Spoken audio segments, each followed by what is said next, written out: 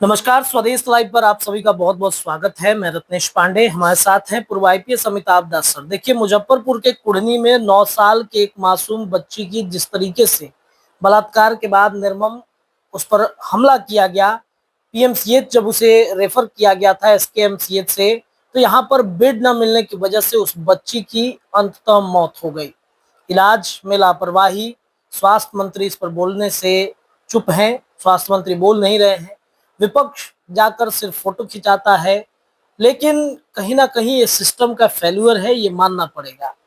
अब इस जो वारदात कहें इसे, ये वारदात के बाद इस पर राजनीति खूब हो रही है।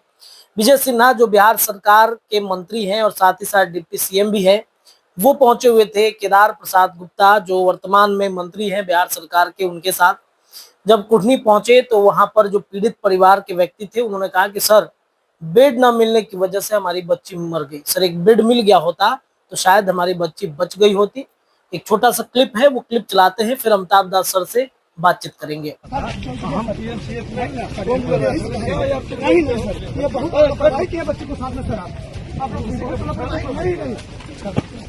बहुत बेटा कसम खाओता सर, हम लोग सही बोल रहे हैं सर। हम पीएमसीएच नहीं सर, ये बहुत पढ़ाई किया बच्चे को साथ में सर। आप बहुत बेटा कसम खाओता सर, हम लोग सही बोल रहे हैं सर। तो ये क्लिप आपने देखा कैसे केदार प्रसाद गुप्ता जो हैं हड़का रहे हैं।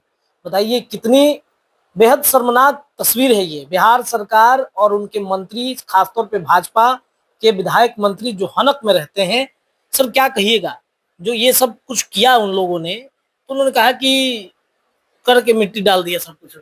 अब इन मंत्रियों को और मंत्री जी को और उप मुख्यमंत्री जी को चुल्लू भर पानी में डूब मरना चाहिए। एक तो उस व्यक्ति ने अपनी बेटी को खो दिया है। बताइए, 9 साल की बच्ची थी, उसके साथ रेप हुआ, उसकी मतलब गर्दन पर वार किया गया, उसको समुचित चिकित्सा नहीं मिली। पीएमसीएच में 6 घंटे तक वो एम्बुलेंस में तड़पती रही, एक बेड नहीं मिला। पूरा हिंदुस्तान शर्मसार है इस बात पर। और जब वो बात कर रहा है तो कोई कुछ कर रहा है, कोई कर रहा है बेटा का क्रिया खाओ, कोई क्या मजाक है बताइए। नरेंद्र मोदी 24 घंटे झूठ बोलते हैं, उनको बोलने की हिम्मत है विजय सिन्हा को कि अपना क्रिया खा के बोलिए। वहां तो ये लोग पूछ लाने लगेंगे। और एक गरीब आदमी के मतलब आप क्या करने गए थे? आप क्या संवेदना प्रकट करने गए थे? तो क्या संवेदना प्रकट करने का ये तरीका होता है कि उस जिसकी बेटी मर गई उसको आप बेटा का क्रिया खिलवा रहे हैं? ये बिल्कुल इन लोग की संवेदनहीनता है, सत्ता का नशा है। और सत्ता के नशा में ये लोग जो राम भक्त बने हैं और बड़ी बड़ी बातें करते हैं, संवेदनहीन हो गए हैं। अच्छा, 5 महीने रुक जाइए, इनका सुपड़ा साफ हो जाएगा चुनाव में। इन लोगों ने जितने पाप किए हैं ना, पाप का घड़ा भर गया है। नवंबर में इनको जनता सबक सिखा देगी। भाजपा सर कभी भी ये मानने को तैयार नहीं होती है कि हमारे राज्य में इस तरह की घटना घट रही है। स्वास्थ्य मंत्री सर ये मानने को तैयार नहीं, हालांकि बाद में उन्होंने जो अधीक्षक होते हैं उनको उन्होंने बर्खास्त किया। बलि का बकरा बनाया गया है, क्या कहिएगा। अब देखिए, मंगल पांडे जो स्वास्थ्य मंत्री हैं, कायदे से तो उनको इस्तीफा देना चाहिए था नैतिकता के आधार पर। पीएमसीएच को आप कहते हैं हम वर्ल्ड क्लास हॉस्पिटल बना देंगे, पीएमसीएच में आप कहते हैं कि हेलीपैड बनेगा, उसकी छत पर हेलीकॉप्टर उतरेगा, एयर एम्बुलेंस उड़ेगा, है ना। और यहाँ एक बच्ची एम्बुलेंस में तड़पती रहती है, उसकी जान चली जाती है, और उसमें आप कुछ नहीं इस्तीफा देते हैं। और जब मामला तूल पकड़ने लगा, विपक्ष हमलावर हो गया, तब 2 लोगों को आपने बलि का बकरा बना दिया। एक जो पीएमसीएच के प्रभारी उपाधीक्षक थे डॉक्टर अभिजीत सिंह, उनको आपने पदमुक्त कर दिया, और एक डॉक्टर विभा कुमारी एसकेएमसीएच की, उनको निलंबित कर दिया। तो ये बलि का बकरा बनाने वाली बात ना हुई। जिसको आप देखो कि दीनहीन आदमी है, कमजोर आदमी है, उसको निलंबित करके वाहवाही लूट लो कि हमने सख्त कदम उठाया है। सख्त कदम क्या है? आपको तो नैतिकता के आधार पर इस्तीफा देना चाहिए। अभी 10 दिन पहले एनएमसीएच से खबर आ रही है कि वहां एक मरीज भर्ती हुआ था, उसकी उंगलियां चूहे काट के ले गए। ये पहली बार थोड़े हो रहा है बिहार में। स्वास्थ्य मंत्री मंगल पांडे के रीजन में हमने देखा चमकी बुखार में कैसे वो ट्रोल हो गए थे, कोरोना में वैसे ही वो ट्रोल हो रहे थे। बार बार सरकार स्वास्थ्य मंत्री बना के देती है मंगल पांडे। अब ये भी एक मतलब विषय है, जांच का विषय है कि भाई ये मतलब मंत्री बने वो बहुत तक बात समझ में आती है, लेकिन वही मंत्रालय उनको मिले, ये तो मतलब दाल में काला लगता है ना। कि उस मंत्रालय में उनकी क्या दिलचस्पी है कि यही मंत्रालय लेंगे? ये तो लगता है कि कुछ उसमें मतलब संदिग्ध बात है। और देखिए, आपने चमकी बुखार की बात की, सही कहा। कुछ साल पहले चमकी बुखार मुजफ्फरपुर में फैला, सैकड़ों बच्चे मर गए। और जो समीक्षा बैठक हुई पटना में, उसमें मंगल पांडे का पहला सवाल था कि वर्ल्ड कप क्रिकेट में क्या स्कोर है। ये भी संवेदनहीनता देखिए। तो अब ये लोग पूरी सरकार देखिए, इस तरह तो सामंतों की भी सरकार नहीं होती थी जिस तरह से अभी से सरकार जा रही है। कुर्नी की पूरी घटना पर पलटू राम का एक बयान आया, एक बयान नहीं आया प्रदेश के मुख्यमंत्री का। और यदि आज अनंत सिंह को यदि जुकाम हो गया रहता तो यही पलटू राम नंगे पैर दौड़े चले जाते लदमा, इनके साथ लल्लन बाबू कल्लन बाबू सब रहते और अपना रुमाल लेके पलटू राम अनंत सिंह की नाक पोंछने लगते।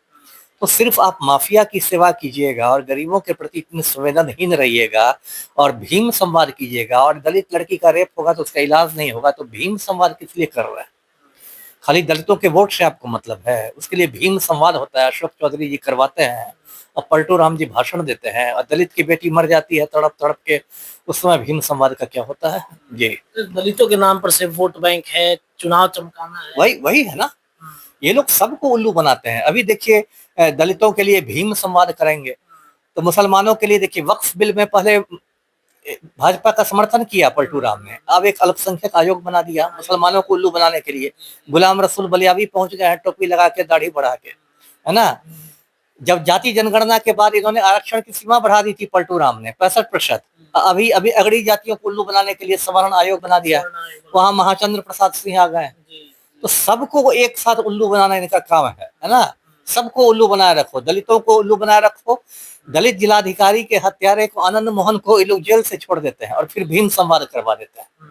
ये चल रहा है। एक अंतिम प्रश्न है, भाजपा के नेता विधायक की क्या रवैया है? मध्य प्रदेश में हमने देखा हाईवे पर जो घटना घटी, इसके अलावा अब देखिए भाजपा किस हनक में रहते हैं ये लोग? वही है ना, देखिए ये राम भक्त लोग होते हैं, इनके दिमाग में बस गोबर और गोमूत्र भरा रहता है ना। अभी देखिए मध्य प्रदेश का एक मिनिस्टर विजय शाह, उसने कर्नल सोफिया कुरैशी को कह दिया कि आतंकियों की बहन है। मध्य प्रदेश का डिप्टी सीएम है जगदीश देवड़ा, वो कह रहा है कि सेना तो मोदी के चरणों में नतमस्तक है। तो एक मनोहर लाल धाकड़ तो नेशनल हाईवे पर ही अपना धाकड़ा तो दिखाने लगे, है ना। अभी हरिद्वार से खबर आ रही है कि वहां एक भाजपा की महिला नेता है, उसने अपनी बेटी का रेप करवा दिया अपने बॉयफ्रेंड से। क्या हो रहा है भाई? और आप लोग बात करते हैं भाजपा वाले एकदम विश्व गुरु बना देंगे, तो सनातन धर्म, तो संस्कार, तो संस्कृति, तो रामलला की प्राण प्रतिष्ठा क्या है? और आपका मतलब आप पाप के भी आगे जाके महापाप करते हैं। बताइए, कोई सोच सकता है कोई महिला अपनी बेटी का रेप करवा दे? इससे बड़ा पाप कोई होगा दुनिया में? जी देखिए, भाजपा जो है बिहार सहित देश भर में धीरे धीरे अब बदनाम हो रही है। खासतौर पे उनके नेताओं की हरकतें इस तरीके से हो रही है कि उससे जनता अब त्रस्त हो रही है। पूर्व आईपीएस अमिताभ दास सर थे, बातचीत हो रही थी कुढ़नी की घटना पर।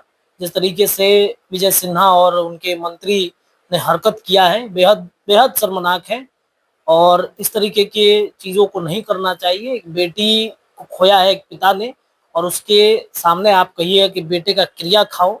सच बोला है उन्होंने कि भाई, बेटी के पिता ने सच बोला कि भाई अगर अस्पताल में बेड मिल गया होता, इलाज हो गया रहता, तो आज हमारी बेटी जिंदा होती। और इतना कड़ी धूप में मेहनत करके विजय सिन्हा और केदार गुप्ता को जाना नहीं पड़ता। फिलहाल इस वीडियो में इतना ही। आपकी क्या राय है? अपनी राय कमेंट सेक्शन में आप डाल सकते हैं। बहुत बहुत धन्यवाद सर। 1 बस 5 मिनट।